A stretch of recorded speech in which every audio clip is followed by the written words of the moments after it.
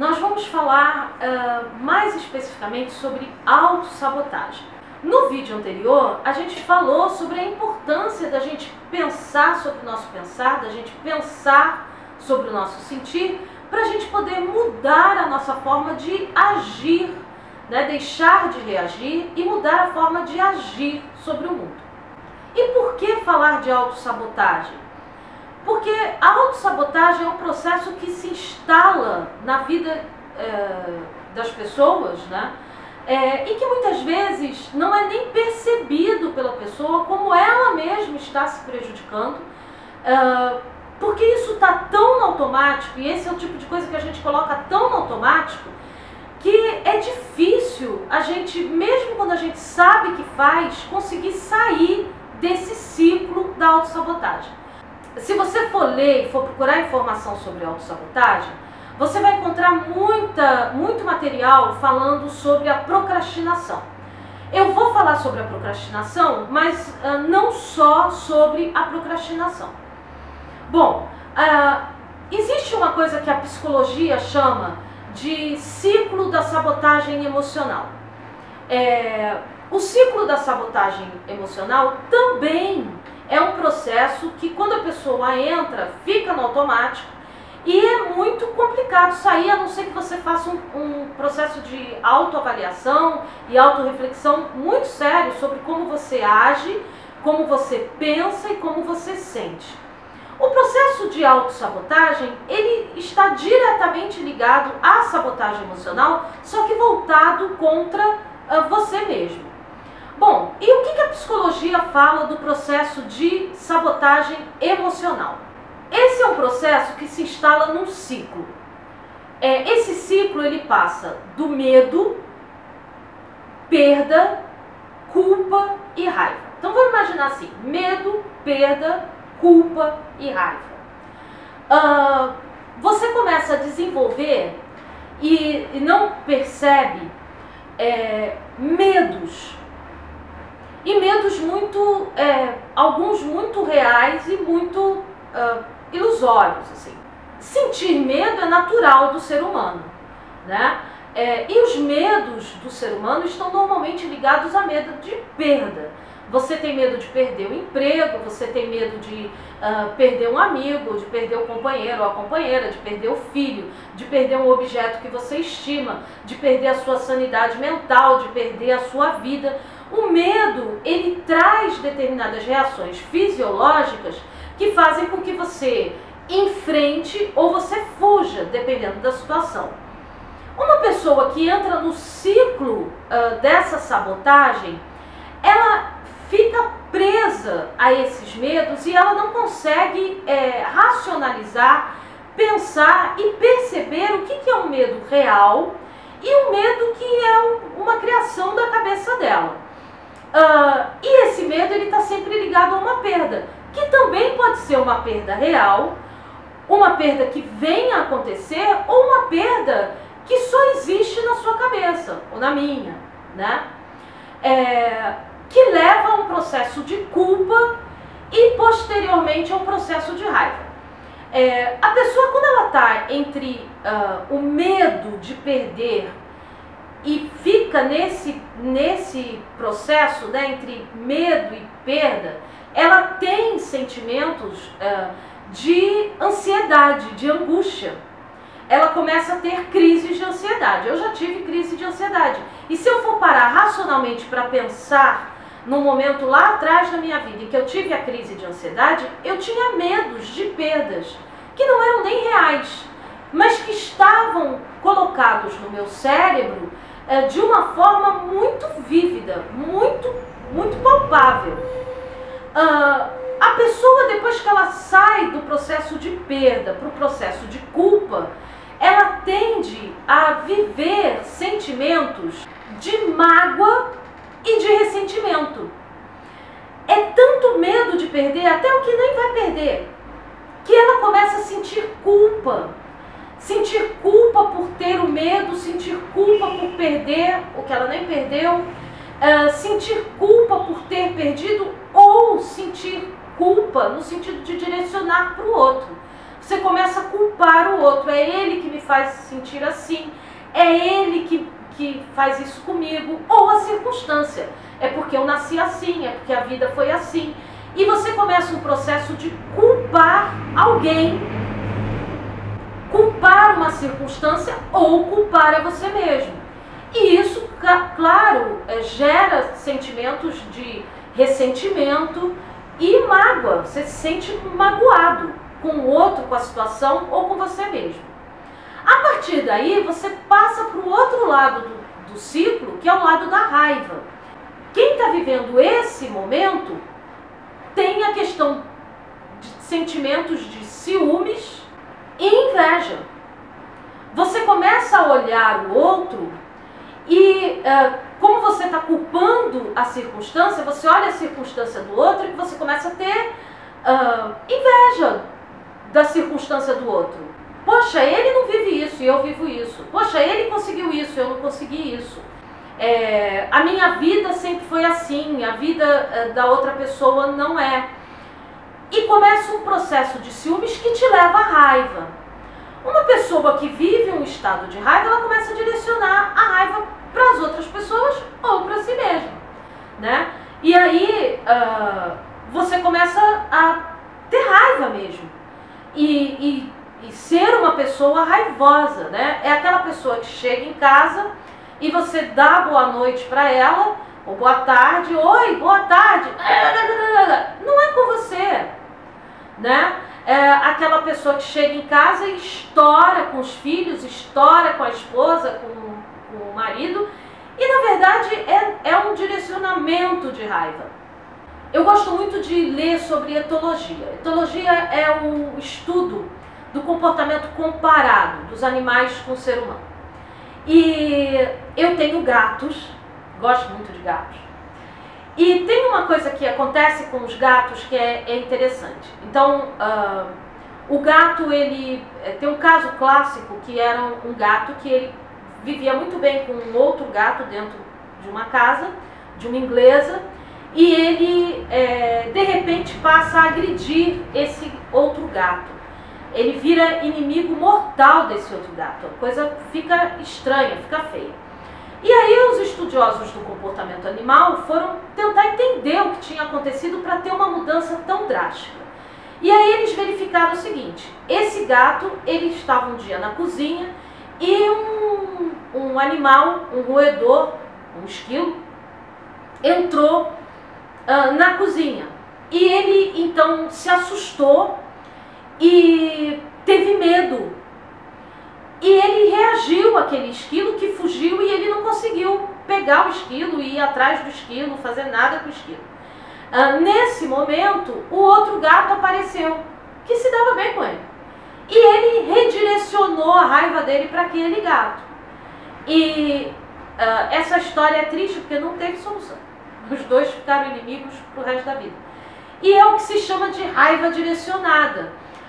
Quando você tem um cachorro brigando e você vai separar e o cachorro vira para você e te morde, ele está direcionando a raiva dele.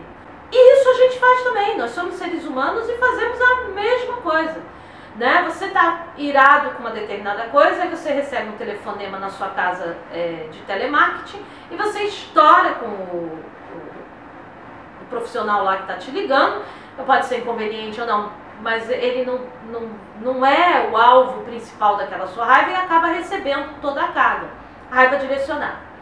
E a partir daí, da raiva, para voltar, né, porque é um ciclo, para voltar ao medo, a pessoa desenvolve sentimentos de sarcasmo e cinismo. É aquela pessoa que sai da raiva e ela não está mais direcionando a raiva dela, mas ela começa a ser sarcástica, ela começa a ser cínica. Ela está indo para o medo novamente, né? Ela está fazendo o ciclo. Bom, o que você vai encontrar é que esse ciclo é natural nosso. É natural que você sinta medo, é natural que você passe por ele. O que é ruim é quando você fica preso em um deles, né? E aí você encontra pessoas que estão presas e nem percebem que estão presas, que são aquelas pessoas raivosas, que a gente olha e fala assim, nossa, o que aconteceu? Até fala besteira, né? Ou as pessoas que entram em pânico mesmo e vivem crises de pânico, de medo, de desespero e não sabem nem explicar por quê. Ela está presa nesse ciclo e em alguma dessas fases desse ciclo. A autossabotagem é exatamente você viver uma prisão nesse ciclo, o seu cérebro entra no automático, sabe? Pá, pá, pá, contra você mesmo. Todas as reações são contra você mesmo. E aí, a psicologia, os cientistas sociais começaram a perceber que as pessoas que entram nesse ciclo e se voltam contra elas mesmas, elas têm algumas características em termos de comportamento, que são características de comportamento que fundamentam o que é a autossabotagem. E quais são esses 4 fundamentos? Bom, a gente tem o medo, medo do fracasso, medo do sucesso. A gente tem a procrastinação e nós temos as chamadas crenças limitantes. O medo do fracasso, o medo do sucesso vão alimentar e vão ser, na verdade, vão ser alimentados por perdas, por medos de perdas que não são reais. Você tem medo de ter sucesso porque você tem medo de sair desse automático que você está, você não consegue nem explicar. E isso está baseado, por vezes, numa crença limitante que você tem em relação a você mesmo. E como nós falamos no vídeo anterior, vai simplificar. Complicado, mas vai simplificar. Como nós falamos no vídeo anterior, você não pensa mais sobre o que você sente e sobre o que você pensa. E você não tem claro para você o que você pensa sobre você mesmo. E quando você para pensar sobre você mesmo, você só pensa coisa ruim, porque você está distante, né, de quem de fato você é, que é alguém que vale a pena. Você é um ser humano, nós somos fantásticos. Mas você acha que você é ruim. E aí, o seu cérebro colocou isso no automático. Você é ruim, você é incompetente, você é feio, você é o irmão mais burro, você é o irmão mais enrolado financeiramente, você é um irmão que não deu certo nos relacionamentos, você é uma pessoa que depende de outras pessoas de ajuda, ou porque você ouviu isso muitas vezes e tornou isso uma verdade para você, ou porque você falou isso para você muitas vezes, ou as circunstâncias demonstraram isso para você tantas vezes, que você assumiu isso como aquelas verdades que são verdades falsas, e você toma isso como uma verdade tão arraigada. E aí eu volto lá no primeiro vídeo, a importância de você pensar sobre o que tem valor para você e sobre quem você de fato é, para você encontrar valor em você, que você não consegue se libertar. Então você se vê preso num ciclo cruel. E eu estou falando você se vê preso porque eu fiquei presa nesse ciclo cruel. E aí, assim, eu tinha medo de dar certo, porque isso ia ser contra crenças que eu tinha, que eram limitantes para mim, de que eu não era legal. Eu não podia dar certo. A minha origem, quem eu era, passou historicamente um processo de se autodegradar, de se autodepreciar, que nos afasta do que nós somos de fato. A nossa sociedade confunde, preste atenção nisso, a nossa sociedade confunde com muita facilidade o que é comportamento humano e o que é natureza humana. A gente olha um comportamento ruim e fala, olha só a natureza humana. Não, aquilo não é a natureza humana. Aquilo é um comportamento instalado pelo humano. E comportamento se muda. A natureza humana é outra. E como vocês sabem, eu acredito que a natureza humana seja boa. E aí você fica preso nisso. E todos esses processos do ciclo da sabotagem emocional se voltam contra você. Então, você tem medo, você deixa de fazer as coisas, você procrastina, que é justamente para confirmar o seu medo de não ter sucesso, ou o medo de fracassar. Eu não quero lidar com o fracasso. Porque você tem medo de perder certezas nessas verdades que você tem para você, que você precisa revisitar. Você passa a ter culpa porque, tá vendo, eu não fiz, eu não realizei, eu não fui legal com fulano, eu não levantei, eu não fiz o trabalho que eu tinha que fazer, eu não entreguei o trabalho da escola. Aí você começa a se culpar. Você não culpa mais o outro, mas você, na autossabotagem você começa a se culpar. Tá vendo, não sei o que, papai, sou eu, tá vendo como eu sou ruim? Você reforça as tais crenças limitantes. É um ciclo sem fim, porque tudo reforça. Se você chega na parte da raiva, você volta a raiva contra você. E tem gente aí se batendo, tem gente aí se estourando. Vou contar uma coisa pra vocês.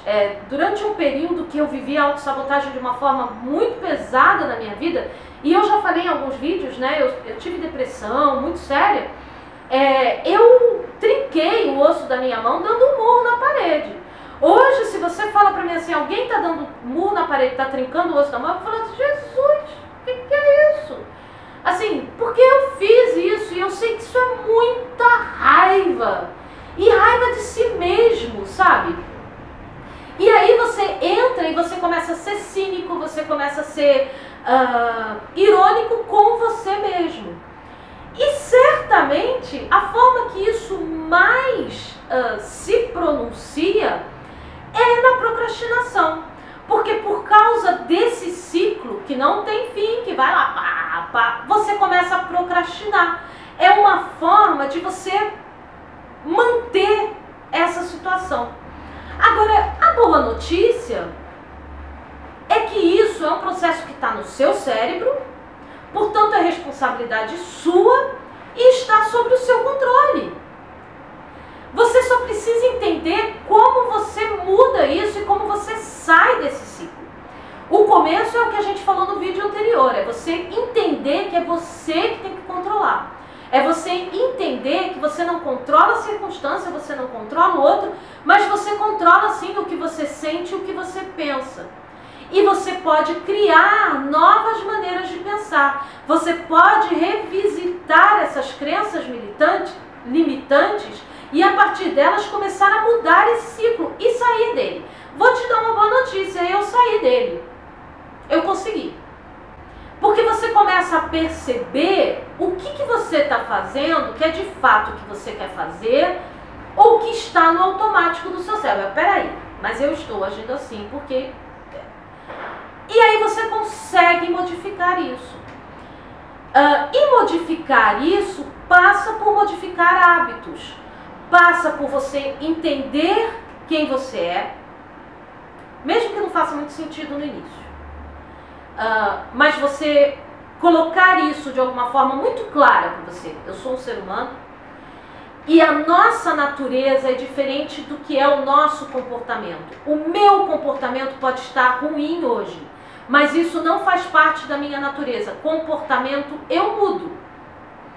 Você entender que às vezes é difícil mudar esse comportamento porque ele está num processo automatizado no seu cérebro, mas que você pode mudar a forma como o seu cérebro está automatizando isso e transformar esse hábito, transformar essa forma de ver o mundo e de se ver e sair disso. Deixa eu dizer duas coisas para terminar. Como eu disse no início do vídeo, sentir esses sentimentos, passar por essas fases é normal. Você sentir raiva é normal, você sentir medo é normal, você sentir culpa é normal, você sentir medo de perder, e perder é normal, é da vida. É normal que a gente sinta, que a gente passe por isso e sinta ali, naquele momento, viva aquilo e não fique preso, entende qual é a diferença?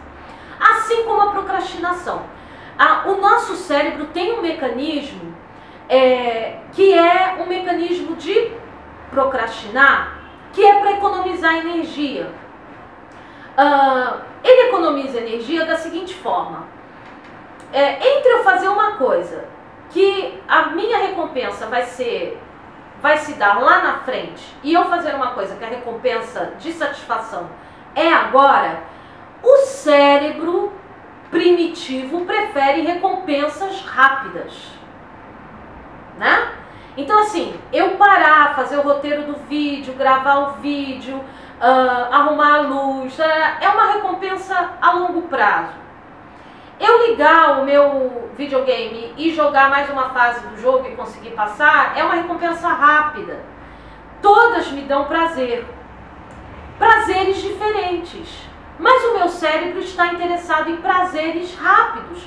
E é por isso que a gente escolhe, em vez da maçã, lembra do exemplo que eu dei no vídeo anterior? Em vez da maçã, um chocolate. Recompensa rápida. Saber lidar com isso, entender que procrastinar faz parte da vida. Tudo bem. O problema é quando você procrastina de forma sistemática, que é o clube dos procrastinadores, que eu chamo. Eu já participei desse clube, tinha carteirinha e tudo. Você procrastinar de forma que comece a te prejudicar.